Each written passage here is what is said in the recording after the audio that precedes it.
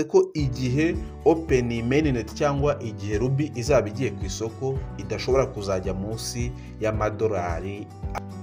Yes guys, reka nongere mbasuhuze. Nkuko mubibona ndi muri dashboard ya mining ya Ruby network. Aya mahirwe nyaboneka wagerageje kumenya muri umushinga wa Ruby network wiyapfusha ubusa, wituma iyi mining ikunyuraho. Twihuse cyane, reka tuze dukande ahangaha tujye hano muri Ruby network urebe icyo bayivugaho.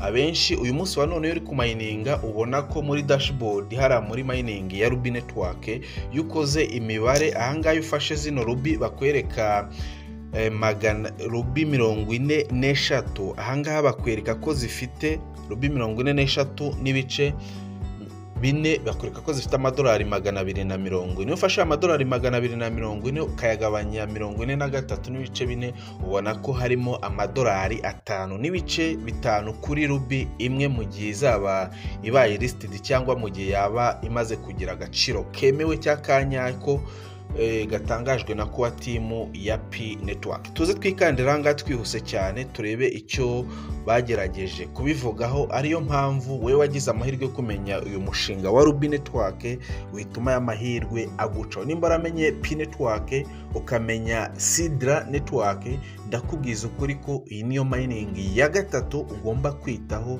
muri mining zizi imbere muzo ukora nimba koko ushaka amafaranga. Nozo ugakana hano kuri Ruby Explorer ukaza hano mu bibazo byagiye bibazwa cyangwa kuwa timu ya Ruby network yagiye yibaza ikanabisubiza kugira umunyamuryango wenda uzaza mwahangaha akaba yabisoma agiye asoma ikibazo anisubiza. Hano barabaje ngo ese Ruby amadolari 2 birashoboka ko yazasohokera ku madolari 2? Niko ngira ngo turebeho aka kantu hanyuma dusoze ikiganiro cyacu, kubera ko kuwa timu ya Ruby network naho iki kibazo yarakibajije irangije iragisubiza inagifatira umwanzuro. Okay, Ruby tuzi igihe yatangiriye ariko ntabwo tuzi igihe mining izarangira cyangwa igihe izagira ku isoko, kubera ko ni ibintu babihishe abari ibanga rya nyiri umushinga.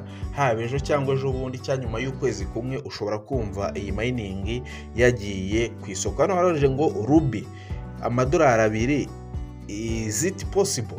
Irashoboka ko yaba ifite agaciro wenda k'amadolari 2. Wenda turaza kugerageza dusome tuvunagure kugira na video itaza kubarambirana cyangwa ku video itaza kuba ndende. Ndagira ngo turebe ko point 3 z'ingenzi hanyuma duhite ko dusoza ikiganiro cyacu. Nimba uri mushyashya akarugugeza hano kuri Mbarusha Mining TV, nakubwira ngo uyu niwe mwanya wo gukanda kuri subscribe ugafungura inzogera kugira tubana muri update zacu za buri munsi. Igihe cyose Mbarusha Mining TV ya-uploadinze video kuri YouTube, iyo video uyibonere mu bantu ba mbere. Okay, kandi nimba ukeneye link ya Ruby network si ngombwa no kunyura muri link, ahubwo ikingezi nuko ukoresha invitation code umuntu aba yagwaye cyangwa referral code. Referral code rero ni Nyirambarusha niyo referral code yanjye yo kuri Ruby network. Abariyo muza gukoresha, nkunda Imana cyane cyane muyihorere mukoreshe Nyirambarusha. Okay, hanyuma nuza hano ukamanuka hano hasi cyane, ndagira ngo turebe kuri point 2. Ngira ngo aka kantu mwakabonye bari kutwereka ko Ruby imwe ingana na Rio NFT. Nuvuga ngo Ruby imwe ingana na mana 500. Okay, ahanga ngira ngo muri kukabona aka kantu ko Ruby imwe ingana n'amadolari 2. None ndagira ngo muze tumanuke hano hasi cyane. Ibi bintu ndagira ngo wenda duse n'ababivugaho tunabifatira umwanzuro, kubera ko kwa timu ya Ruby network nayo yafashe conclusion. Ndagira ngo dusoma aka kantu tunasome conclusion hanyuma dite ko dusoza. Buri wese araba amaze kuhereza igisubizo.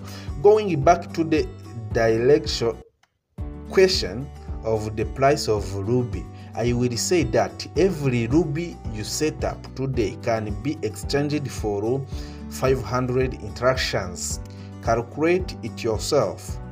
I'm just saying that your 500 interactions probably won't be less than 2 USDT cyangwa $2. If you still doubled that to 2 USDT or $2 is also an available item, then I would really globally pay 2 USDT cyangwa $2 for your 500 interactions. Hanyuma ndagira ngo dufatire n'umwanzuro ahangaha ndabisobanurira rimwe byose. Hano as conclusion cyangwa conclude cyangwa umwanzuro, okay?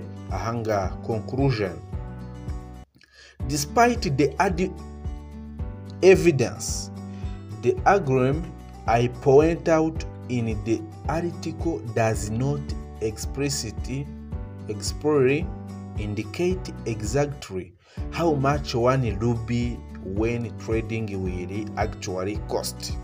But I suppose it has also given you a good understanding of the intrinsic value of the asset you are mining on Ruby's platform.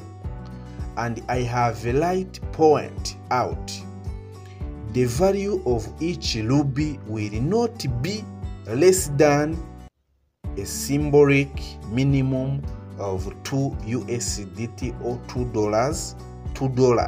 It even more than USDT a lot of times. Hana ni ibintu byumvikana cyane badusubije, kandi ibi cyangwa aya makuru na makuru yanditswe na ba nyiri umushinga banayafatira umwanzuro. Bavuze ngo hano muri wallet ugiyemo harimo uburyo bw'amarubi bw'amamana. Basobanura ko rubi imwe ingana na interaction 500, kandi rubi imwe bavuga ko $2 birashoboka cyane. None nk'umwanzuro bavuze ngo twe ntabwo twerekanye igiciro cya nyacyo cya Ruby network, ariko igihe izaba igiye ku isoko, igihe cyose izagira ku isoko ntabwo izajya munsi $2. Nicyo bagerageje kuvuga muri uyu mwanzuro wabo. Ngerageje kubihina cyangwa kubisobanura uko mbyumva, kandi niko bimeze 100%. Uko mbikubwiye niko bimeze. Bavuze ko mu mwanzuro nta giciro cya Ruby bakonfirmye, kubera ko uyu munsi wa none mining iracyaba, nta nubwo irajya ku isoko, nta na exchange turabona iza tradingiro cyangwa izacuruza iri faranga rya Ruby network. Ariko nk'umwanzuro bavuze ko ntabwo bakonfirmye kiriya giciro, ariko bavuze ko igihe open mainnet cyangwa igihe Ruby izaba igiye ku isoko idashobora kuzajya munsi $2. Ngayo nguko rero ayo niyo makuru agezweho kuri umushinga wa Ruby network. Nawe nuzamo uraza kubisoma cyangwa uraza kubibona. Icyo nakubwira uyu munsi wa none, yego gukora KYC biri gukunda, ndetse n'ama KYC bamwe na bamwe bari kugenda bayahabwa, kubera ko KYC zigenda zitangwa ni amahirwe. Ushobora kugira na Ruby 5,000 utarahabwa KYC, ushobora kugira Ruby 30 ako kanya ukizuzura bagahita baguhereza KYC. Uyu munsi wa none ikibazo kiri muri Ruby network ku bantu bose ni ikibazo cya migration yabaye basizemo akantu kameze nk'agapoze, cyangwa zabaye zihagazeho gake cyane.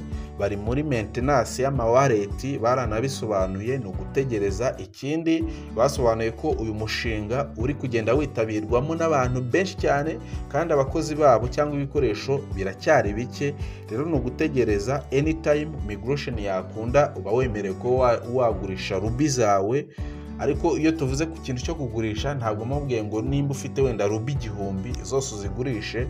Ushobora kugurisha 500 kuri black market, ukaba wakemura ikibazo ufite, izindi 500 ukazibukinga, ukazategereza open mainnet y'uyu mushinga, cyangwa ugategereza ko kuwa team ya Ruby network ishyira rino faranga ku isoko, ukaba wabona amafaranga. Mbibutsa ko uyu munsi wa none Ruby ziragurwa kuri black market. Coin iragurwa, kandi mwibuke ko itarajya ku isoko.